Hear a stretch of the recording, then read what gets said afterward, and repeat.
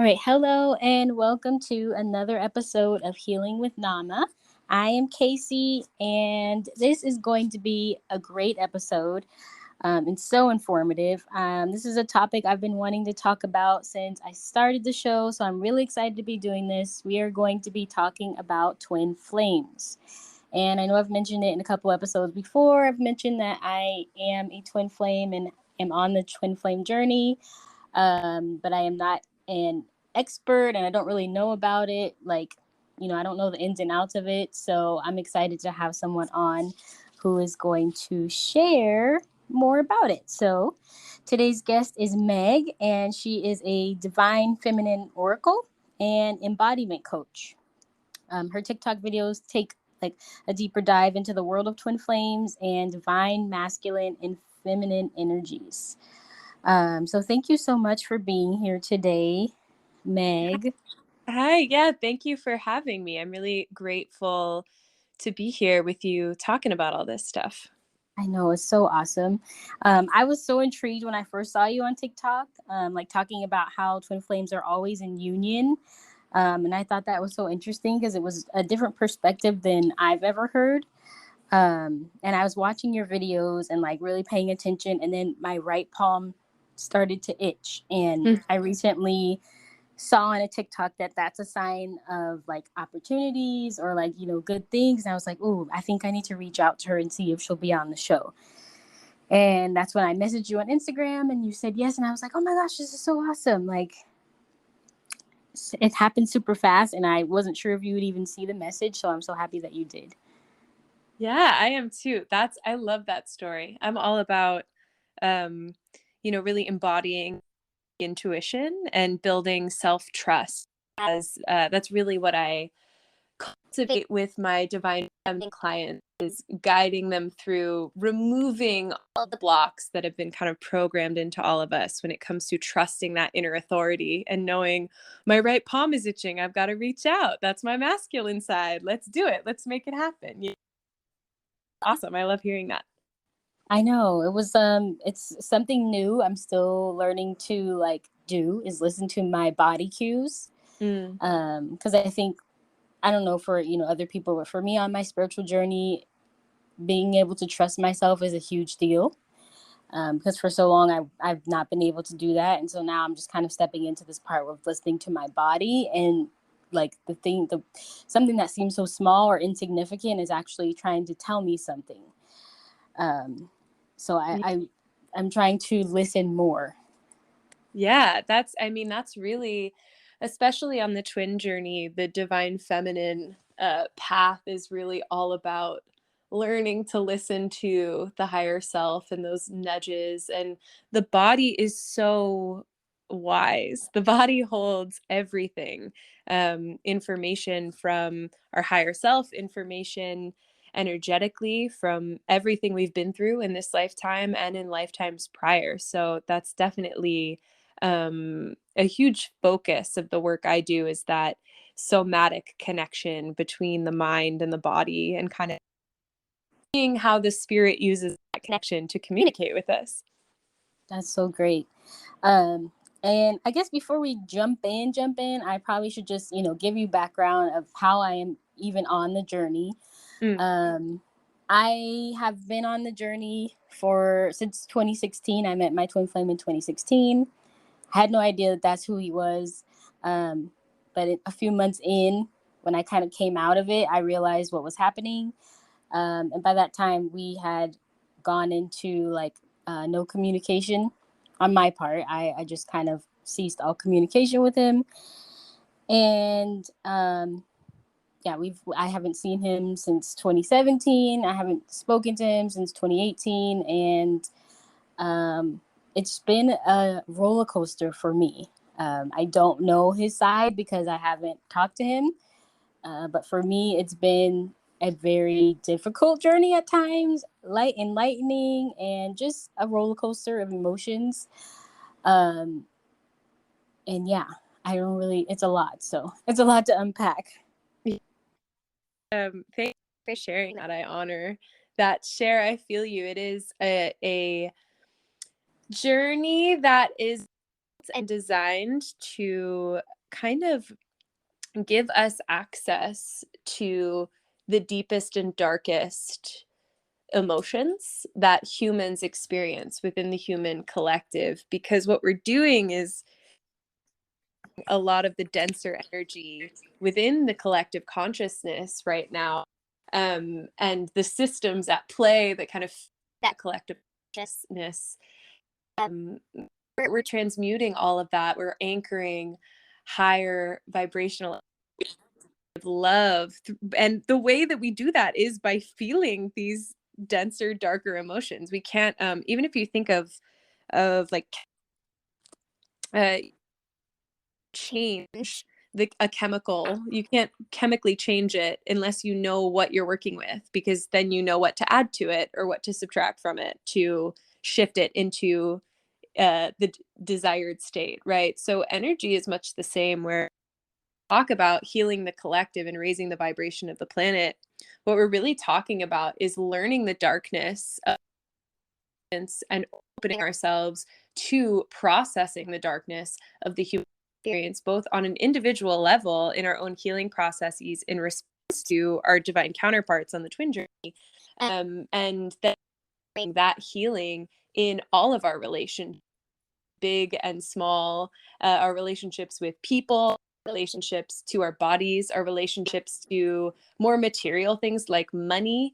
All of that, really, that work, the basis of it is that shadow work. And so it's definitely, because the twin journey, we've agreed to kind of do a supercharged version of that process. It Yeah. definitely can feel points. So I feel you there, and I I see you. Yeah. Well, thank you so much. I'm just like, oh my God, I'm getting goosebumps all over just talking about this because um I'm just so interested in it, and being that I'm in it, you know. Mhm. Um so oh my gosh, okay, anyway, let's go. Tell me a little bit more about yourself. Where are you from? And just a little about you.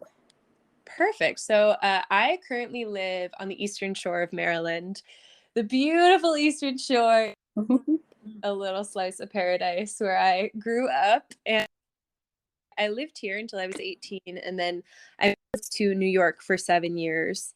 And while I was there, I worked in film and television, and I performed all the time. I performed comedy and music, and then I moved in working for arts education nonprofits. And I was actually a communications director for an arts education nonprofit. And I was raised by people who have a very sense of spirituality.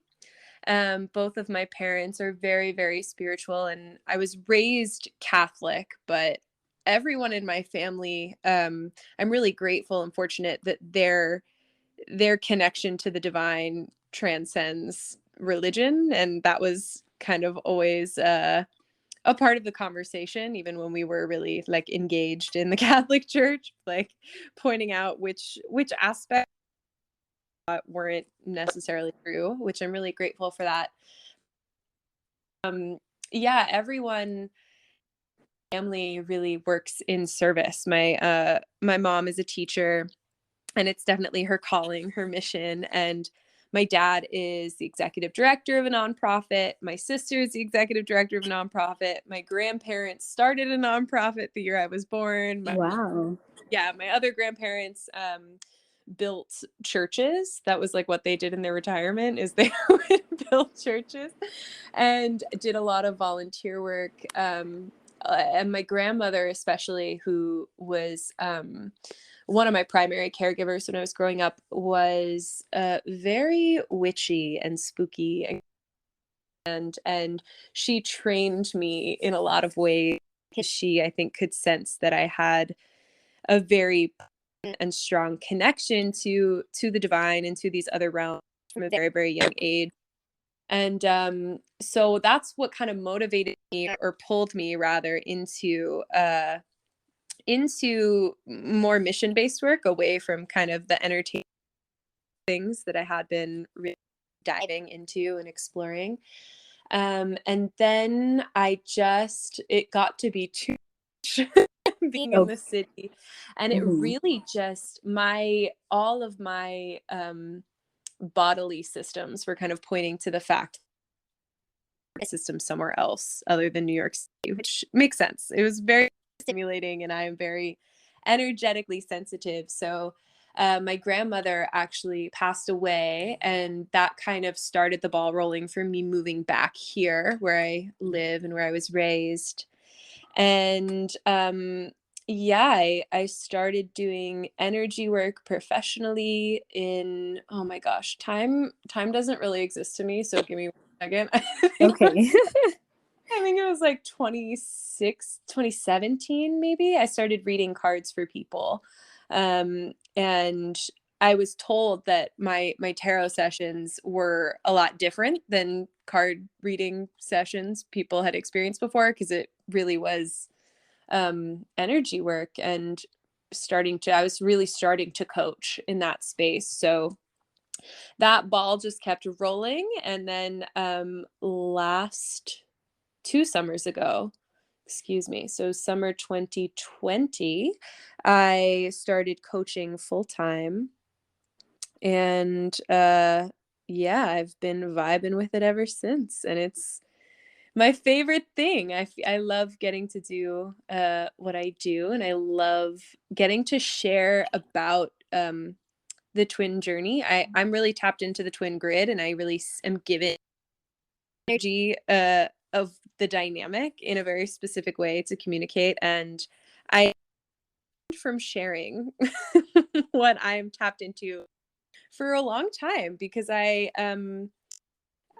was witnessing conversations on the internet that just didn't really vibe with what I was picking my own experience, and then in the experiences of my clients that I've been working with and coaching and guiding, and on their paths. So I didn't really want to enter conversation about it, but I'm really happy that I did, and I think that it all lined up perfectly.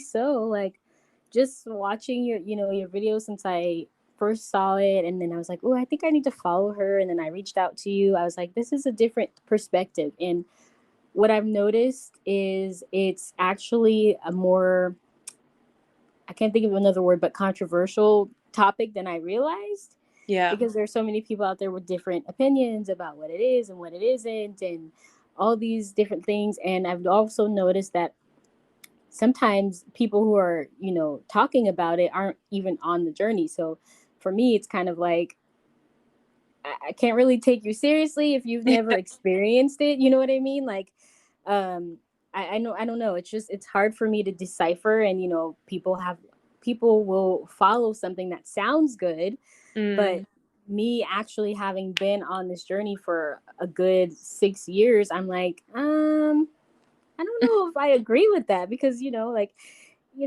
I don't know. So um, I don't know. It's controversial because people are like, oh, it's this way or it's that way, or there is this or there isn't this. So, um, I just appreciate the way that you put it, because it makes it a little bit more clear for me anyway, and helps me kind of understand it from a different perspective, and it kind of wraps it up in a nice little bow for me. Um, and yeah, it's just a little bit cleaner for me than some of the other things that I've heard, or just like, I don't really like the way that that sounds. mm. Thank you for saying that. That means a lot to me, because something that's very clear to me, even when I've been, I coach pretty much exclusively divine journey. But before I did intuition coaching and intuitive embodiment, and worked with divine feminine people not on this journey. And something that science is that the truth always is simple. It feels simple. You do mental gymnastics to get yourself to believe truth, what you recognize it, because you feel it. You feel it in your heart space, and there's just a knowing. And so I'm grateful that it sounds like you've that clarity, because I mean, there's so right. There are so many people who speak with authority on this that this is a controversial thing to say, what I'm about to say, but there are a lot less people on the journey that have incarnated here now and are actively on the journey and in these connections than people who resonate with aspects of the journey that they Yes. read about. And I think that it also can become kind of a romantic aspirational space for people because they hear the concept of, oh, you're one soul in two bodies, and it just sounds like a and so I understand maybe feeling like you really want this to be your journey even if it's not, and there is enough content out there across all different platforms to kind of probably validate those misguided inklings. And it's definitely very personal space, and I think that's something that's very unique that I notice about my soul clients and different people I know on the journey is that the longer they're, the longer they're really on it, the less they really need that external validation of it. And kind of echoing what you said back to you, that moment of detachment and respecting other people's limits when they're maybe preaching about something you know more about than they do. And you're just sort of like, okay. Because Right. Yeah. something that I think is kind of exciting to think about and talk about, um, which then means that there will be a lot of well-meaning misinformation floating around. So that's I feel a journey that has been divinely designed, right? To really forge sense of inner authority with the divine feminine. Yeah, as we rise, as you all rise. Right. So if we were to break it down in like the simplest terms for someone who's just starting out and wants to know more about it, how could we explain what twin flames are? Okay, great. I absolutely love this question. Okay, so it's very we are one soul, excuse me, split into two bodies. And these souls that have incarnated here as twin flames are very, very old. Incarnated through many, many lifetimes and have mastered a lot of soul lessons already, which give us the capacity to really access and anchor higher vibrational energy. And then gives us energetic capacity to split into two bodies in the first place, Mm-hmm. because that's a lot of energy. And so Right.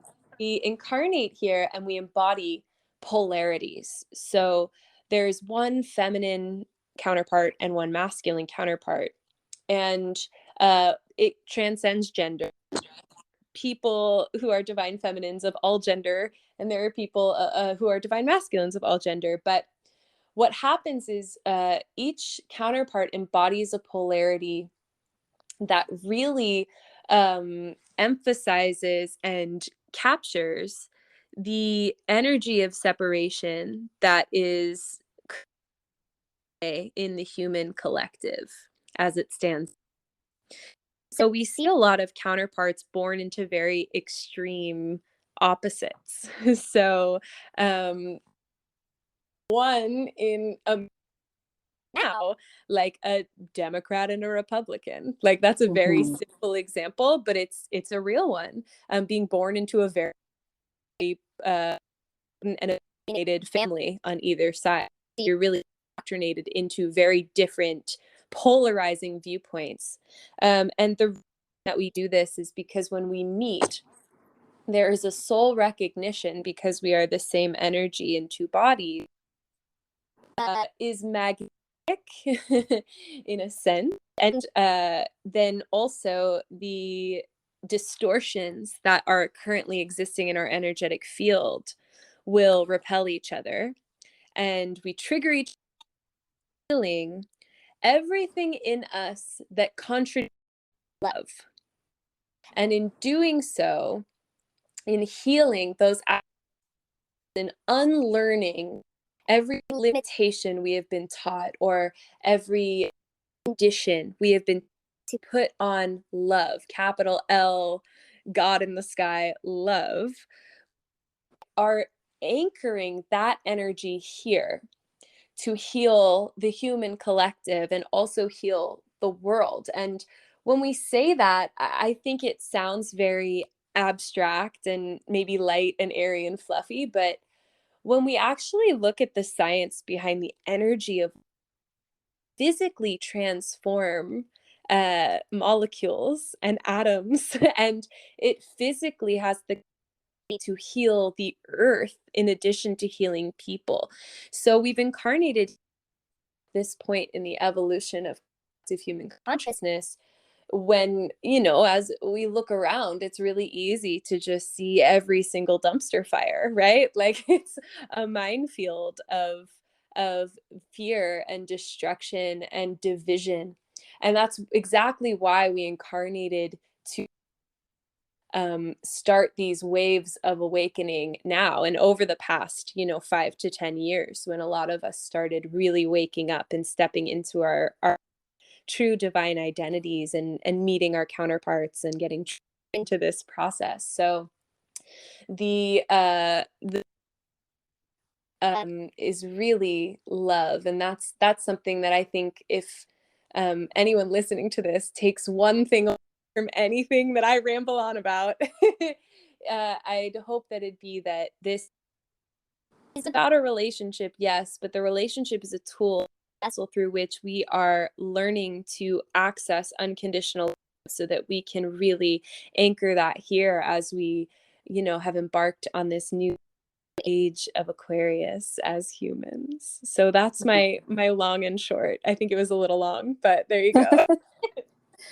Okay, well that's good, so I think somebody who, how can I say, I think someone who is really on it and kind of in the middle of it would be able to kind of decipher what you mean, for the most part, you know what I mean? Like, somebody who maybe doesn't necessarily resonate may not be on it yet, you know what I mean?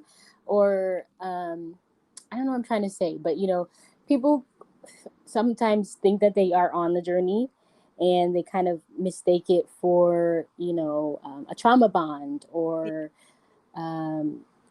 if they're in a abusive relationship, it's like, oh no, that's my twin flame, and it's like, it's a little bit different. It's not, for me, it's never been a toxic situation, but it was just something that I knew wasn't good for me anymore.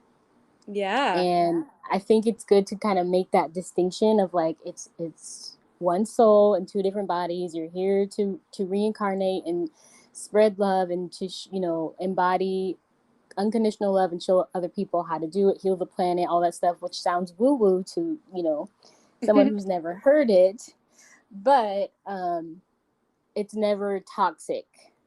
Yeah, saying that's something that I emphasize a lot.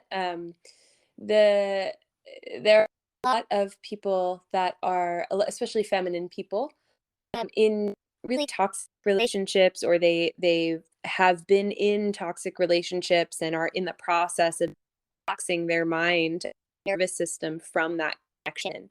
And I think that they'll conflate, when they see different healers or tarot readers talk about like telepathy or picking up on this other person's the detoxing process that comes after you are in an addictive relationship. And a relationship with a narcissist is an addiction. That's what happens in your brain chemistry when you're in that sort of relationship, especially for a longer period of time. And so something that is really, really, really important to emphasize in my connection, in the connections that are around me, in because a lot of my close soul tribe are on this journey at this point, a lot of people that are around me, because we all find each other, right? And the long we're all together. So none of my clients ever been in a situation where their divine masculine is abusive to them. And in fact, in the moments when the divine masculine would maybe fear that they were verging into a territory where they would revert to behavior if they had, been that way in relationships prior to feminine, that's when they leave. That's when Hmm. they leave because they are unable to, if you have met your divine counterpart, you have already healed yourself. We cannot meet each other until we have enough soul matter that's been recovered from the programming of this world, the fear-based programming of this world, to create a soul recognition in one or both of the parts.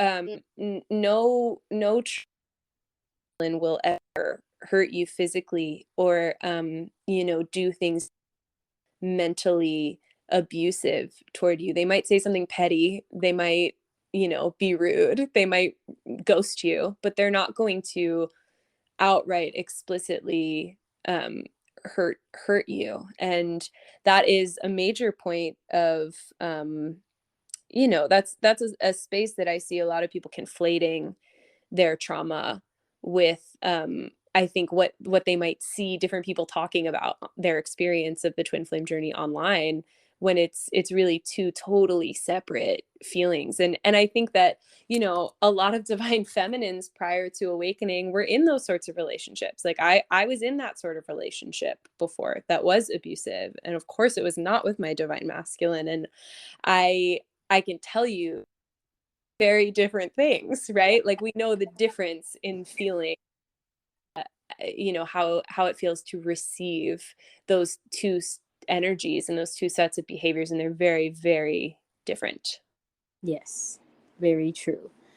Um, so is there like a something that would tell someone how if they've met their divine counterpart?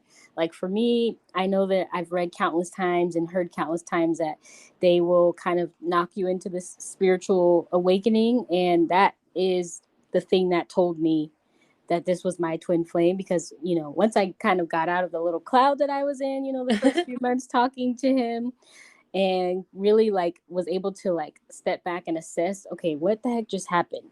I was like, okay, this makes a lot of sense. This is my twin flame. Like the whole, just the whole reason why I'm to you right now is because I met him and went on this spiritual journey and had this awakening and this epiphany, and was going through anxiety attacks. Like it was just a whole thing where I lost myself for a long time, Mm.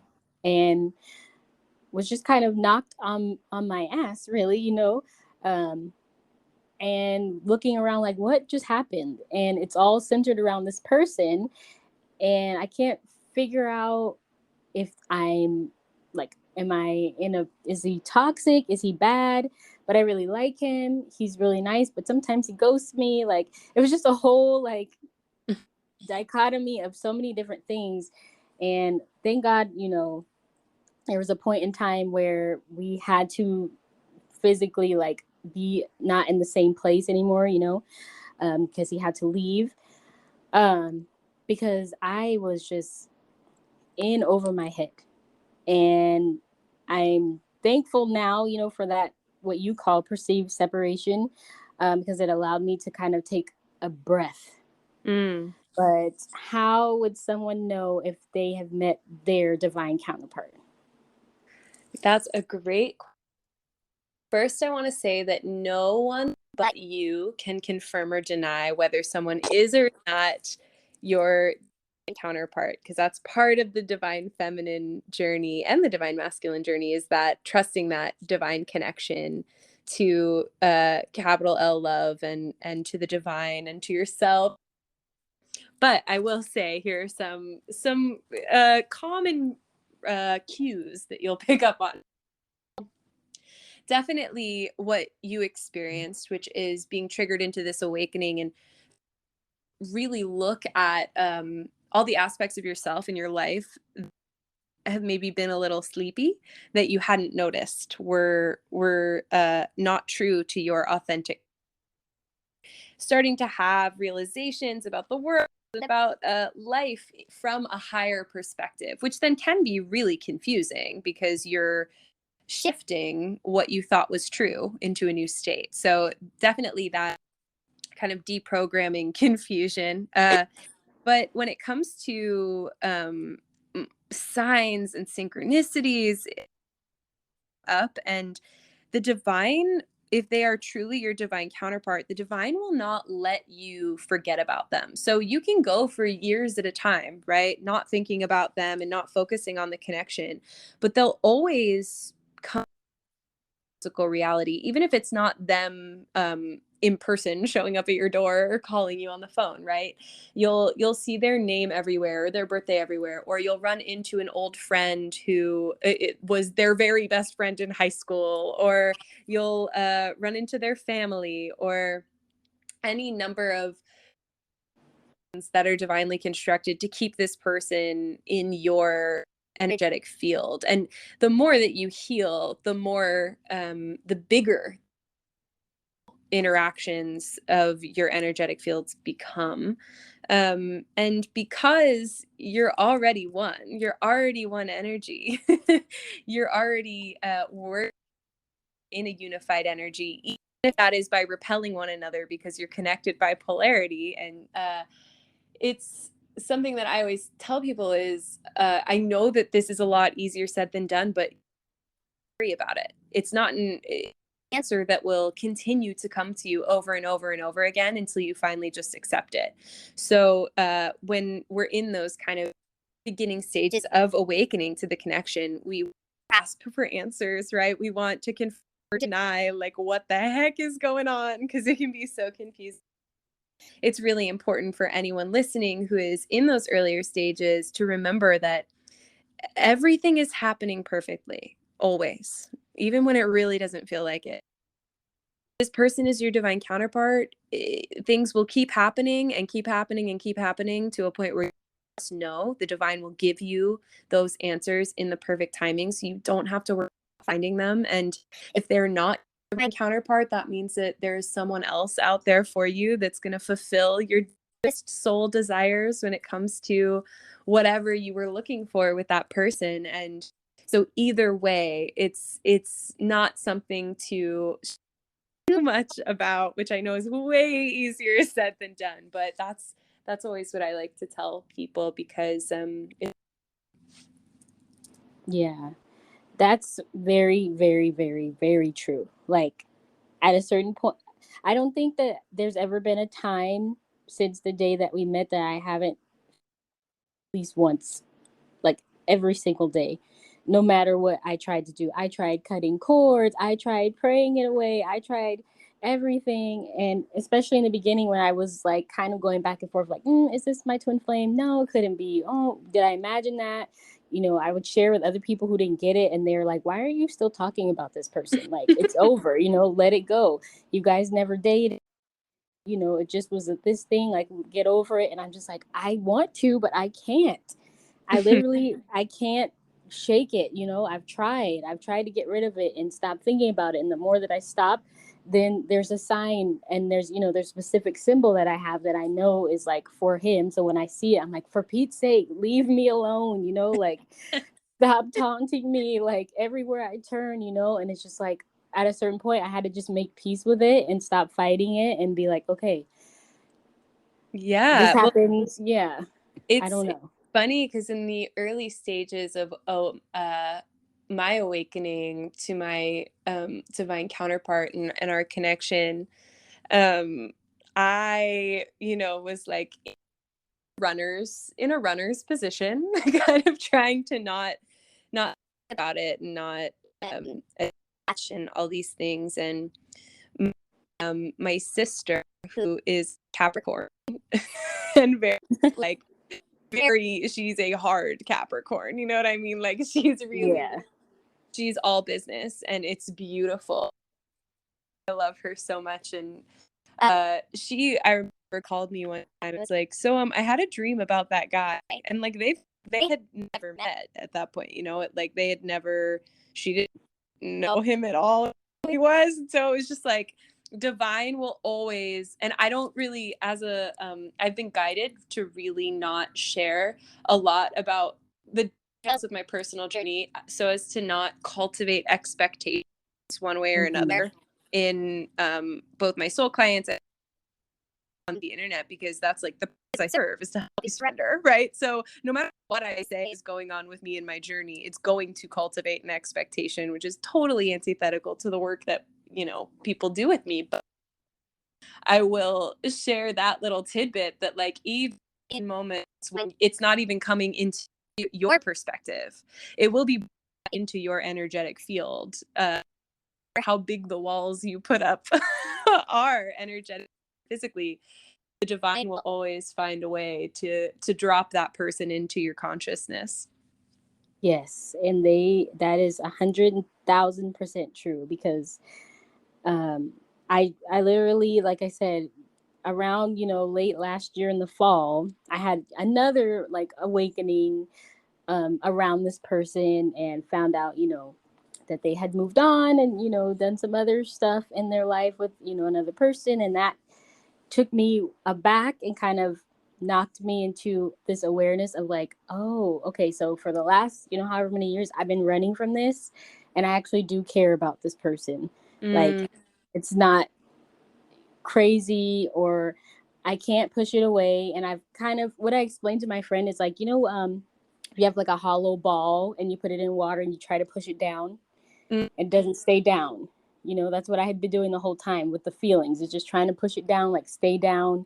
And then I finally took my hands off of the ball, and I mm, was just kind of like, okay, I see that this is not going away. Like, I do love this person. I don't care if anybody believes me or not. Like, this is a real thing. This is really happening. And I'm going to just accept it. I don't know what to do with this information that I found.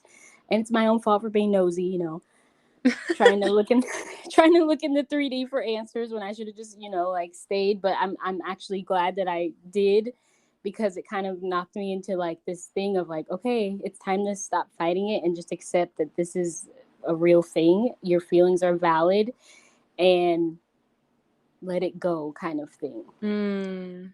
That's really beautiful. Thank you. Yeah. Love that visual of the ball. That's perfect. That's because that's really effort to try and submerge those feelings and stuff them down. And it goes beyond feelings. It's just the experience, right? Like, if you see 19 signs in a day because you're trying to ignore it, uh then that energy, you can't pretend that's not happening too. There's Yeah. a lot of, I think, conflicting energy that between what we're receiving in the intuitive space at different moments on the journey, and then what is being reflected in the 3D, right? So really cultivating that sense of surrender and that sense of inner authority is the way to go, which it sounds like you're doing. Yes. And it's a work in progress, but I'm definitely in a different space than I ever have been as it pertains to the journey.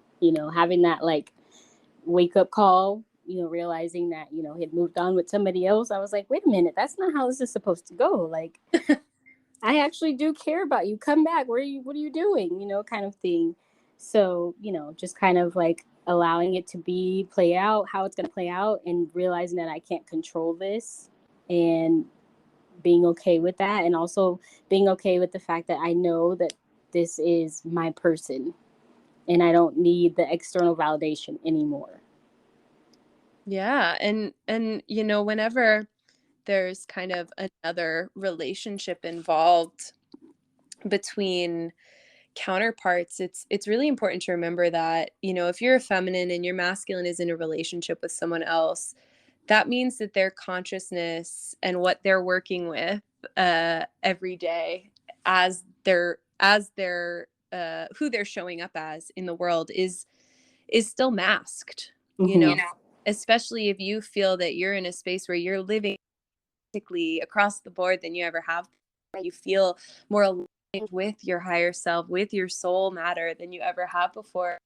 If they are truly your divine counterpart and they're in a relationship with someone else, that means that they're learning to accept pieces of themselves. And I guarantee you that relationship is helping that process along. And that's, a purpose that people who are our soulmates play in these journeys, is especially helping the divine masculine, because so often the dynamic breaks down that the divine feminine is alchemizing an abandonment wound, while masculine is alchemizing a rejection wound or the fear of rejection. And abandonment can only really be healed in solitude, while rejection, the fear of being rejected, be alchemized and healed with other people.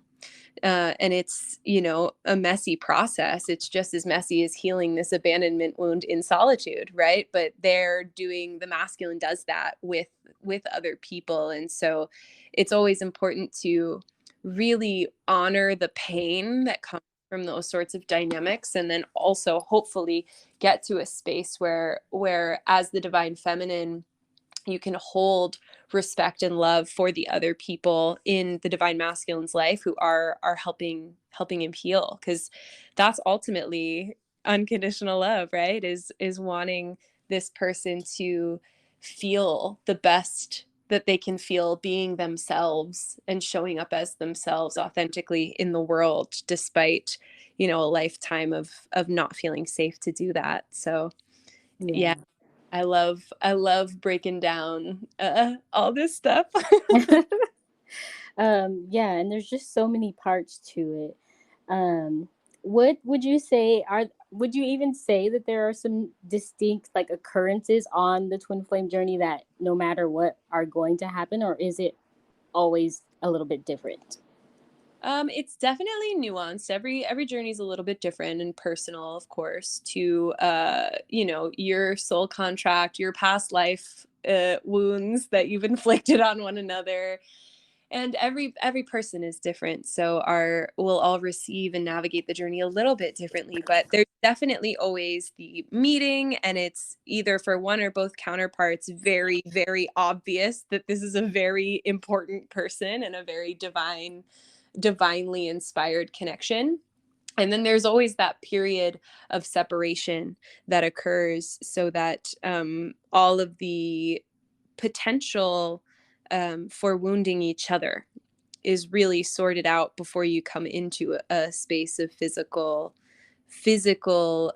union consistently. And that happens in layers, where as we clear various aspects of our wounded energy, um, the 3D reality, our physical realities, will shift to reflect varying layers of union. I actually made a TikTok about this morning. I saw it. Yeah, just I this watched it. example I used there. Like if the divine feminine clears a mother wound or a father wound, and then that, because the divine feminine leads energetically, that gives the divine masculine an opportunity to clear the counter wound, which would be like a father wound.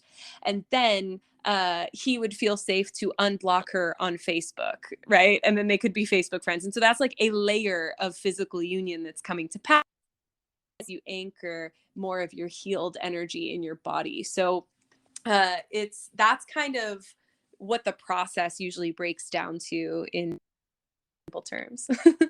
Yes, that's a very good explanation. And I did watch that video this morning. And just, I think, trying to, I think the space that I'm in now is no longer trying to control it, but more so gaining perspective from a different angle.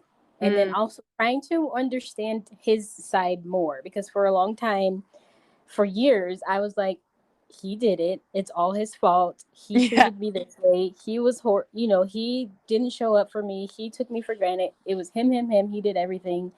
And I had to really come to grips with the fact that, like, towards the end of us, talking the first time, I ghosted him. I did. Mm, But I didn't see it that way because I was just like, you keep doing this to me. Like, it always takes you this long to answer me, my text messages. I'm tired of it. You should know how to treat me. I'm done. And I just stopped all mm, communication. There was no explanation. There was no, goodbye. There was nothing. I just stopped responding to his text one day. And, I felt okay with it at the time. And it wasn't until last year when I had everything fall on my head, I was like, oh, so I did the same thing that I was upset at him for doing. yeah. Um, you know what I mean? like understanding that everything, not pointing fingers anymore. Like I had a part to play in it too, and accepting my role, and now trying to understand his perspective. Yeah, and getting that higher perspective on whole, and that accountability is so key. And once we find that safety in ourselves after we've gone through a number of rounds of healing, we have that safety in our body to let our walls down with ourselves and saying like, okay, what here was actually my fault? Or what did I allow? What did I from a wounded space that wasn't from a loving space, and why did I feel compelled to do that? And really, taking accountability for our own energy in that way is what moves the divine feminine out of a victim energy and into really empowered energy of loving leadership. Yes, and that was what you just said. Like, what did I allow? That like hit me right in the heart chakra, because I'm like, Mm, that's what it was. I allowed it to be okay for, weeks and a couple months, and then when it got to be too much for me, I cut it off. But I never explained that I didn't like it. I allowed it. It was mm, okay. I didn't tell him that I was upset about it. I didn't tell him that I didn't like being ghosted or left on red for hours. But I expected him to just know that. mm. So I think that's important for any, maybe a little bit deeper into the journey, or even in the beginning stages of like understanding if you resonate with being the divine feminine energy, or what they call the chaser. Some people don't believe there's a chaser, whatever. um that it's at a certain point it's okay to set boundaries, and I don't think that I felt I deserved to be able to set boundaries. Yeah, and see, that's the beautiful thing about these relationships is that triggering process of, okay, like why didn't you feel that somewhere in your childhood, right? That forces that conversation with the self of really reclaiming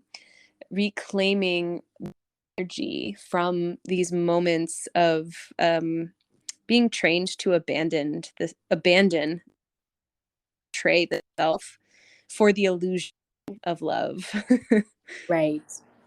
Very, very true. So you talk about perceived separation, and why do you word it that way? Perceived separation is a term that I use because the divine feminine and the divine masculine, who are truly on the twin journey, who have incarnated here, are already in union. And from a higher perspective, further along on the path, on the journey, you'll understand that you were experiencing the same situation or the same energy from different perspectives the entire time you've been alive, not even just the entire time you've been awake to the journey, just because you've been connected the whole time. So the energy one of you is experiencing, the other one is as well. So union is in place and is anchored. It's just not necessarily energetically sound for you to be physically engaged in a relationship with one another if you are embodying polarity still. So I say separation because separation is an illusion in that way. You're already one energy, you're already a unified energy. It's a matter of alchemizing that energy to be in a state where it can peacefully exist physically with one another, if that makes sense. Yes. So I'm so excited. I'm so thankful that you were here. I would love to have you on again to just kind of maybe talk about the twin flame union, because I feel like Mhm. that's just a whole nother episode. Yeah, So if you I would have love. time, I'd love to have you back on. Yeah, I would love. That is really. There's a whole deep to with what I just what I just said in 2 sentences, because the energetics of it are, and that's a gift that I have. I'm really I'm an intro also really tapped into being able to see the energy as a system between the two counterparts, and a system that requires a certain balance alchemically speaking. And so yeah, I would like that more with you, and Thank you so much for asking me here and having me on. I've really enjoyed being able to chat with you. I know. Thank you so much. And how can people get in touch with you on social media? Oh, I am on TikTok and Instagram at Meg Arcadia. It's Meg period Arcadia. And then website where you can learn more about how to actually work with me one-on-one if you're interested, and that is arcadialightworking.com. Perfect. And I will be putting that in the show notes as well. So thank you so much. I hope you have a beautiful rest of your evening. I appreciate your time, and I will be in touch with you very soon. Yeah, awesome. Thank you so much. Have a great You too. Bye. bye.